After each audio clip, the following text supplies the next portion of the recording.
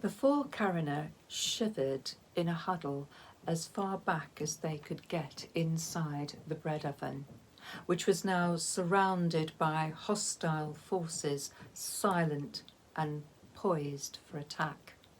"Beware!" yelled a Navajo, waving his club at the assembled warriors. "The daughters of Kicking Monster can mate with cacti. To prevent this, we have bought Pueblo carved rods of oak and hickory to break their teeth." Then an Apache shouted, "We have a medicine made from 4 sorts of sour berries. The vaginas love this juice and it will dissolve their teeth." A hollered war cry went up as they, brandishing all sorts of iron tongues, rocks and flints, went forward.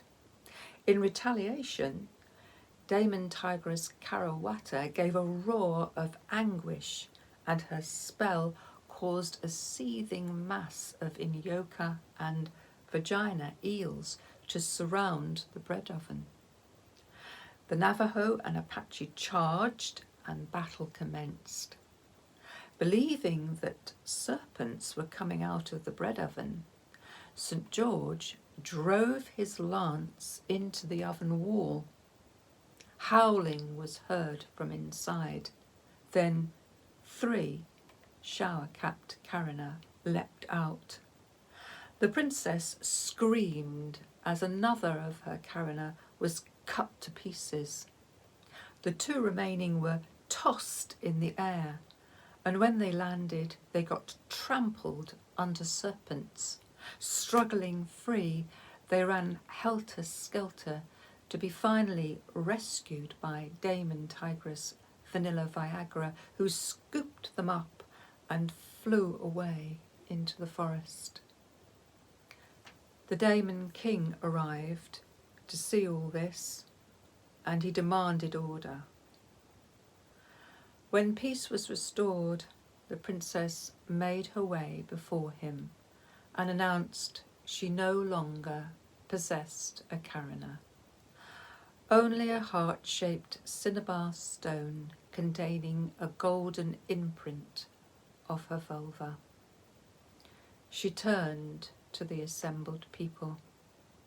"Therefore I am unable to have children, and in all honesty, any prospective wedding must be called off." Tears began to run down the Damon King's face. As he searched the crowd for anyone who might help, he caught sight of the evil wizard boy, who burst out laughing. Too late, the boy clapped a hand over his mouth as Damon Tiger handmaidens encircled him. But the king's nephew drew himself erect and calmly strode with his escort to stand before the Damon King and the princess. Then the tigers held everyone else back, but ensured all could witness the proceedings. The Damon King summoned Dr. Siegmund the Younger, who presented himself. "Why does my nephew find this situation so funny?" demanded the king. "I apologize to your majesty for being so blind," replied the doctor. "I now see your nephew is jealous of the princess's Carina. He covets it, and while he fears its power, he also craves it." Realizing this, the king began begging his daughter for forgiveness, but was interrupted by the arrival of Hini-Nutipo and Carawata, who appeared with 2 bundled up shower caps held gently in their teeth. The Damon Tigresses carefully placed these down, and the 2 remaining Carina ran to the princess. "Which are you?" she asked.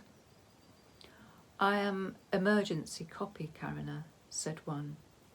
I am backup copy, Carina, said the other.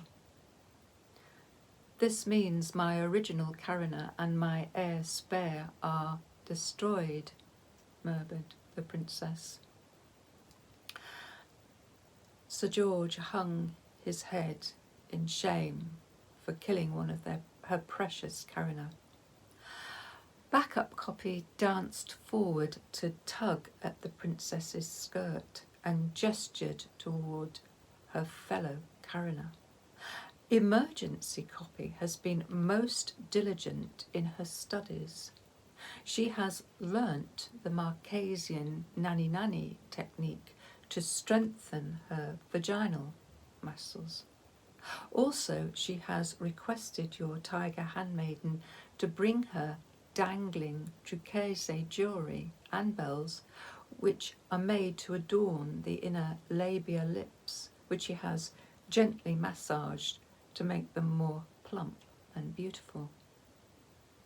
In that case, called a flat, cold voice from the back of the crowd, the Carina that murdered my husband should be examined to see if it has any shell teeth.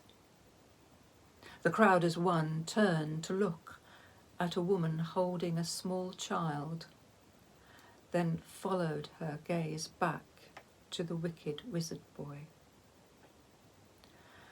The princess brought everyone up short with a loud command. Bring me my original Carina and my heir spare copy. The tigers had already collected and were guarding these two dead Carinas, which were lain down on an area of soft grass. I shall perform an autopsy on my Carinas, announced the princess, and she held up an obstinate knife so all could see it, and then she knelt down. There was a palpable hiss as many winced, witnessing her cut through each of her vaginas, and then everyone rushed forward to see if there were any teeth. A Navajo examined each vagina and then addressed the assembly.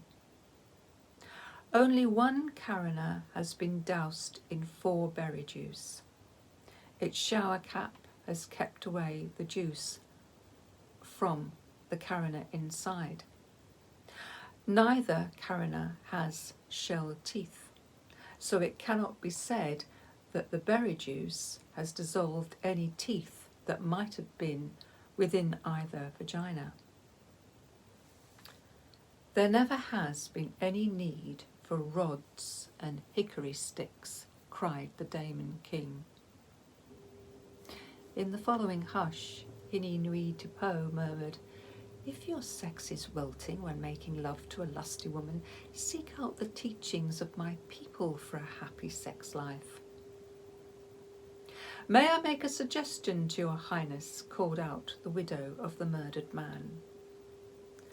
The princess herself advanced through the throng to conduct this woman before the Daemon King. Thanks for watching. I hope you enjoyed my story. The 4 Carina comes in 7 parts. So if you'd like to know what happens next, please subscribe or get a notification. I post once a week. And so until then, bye for now.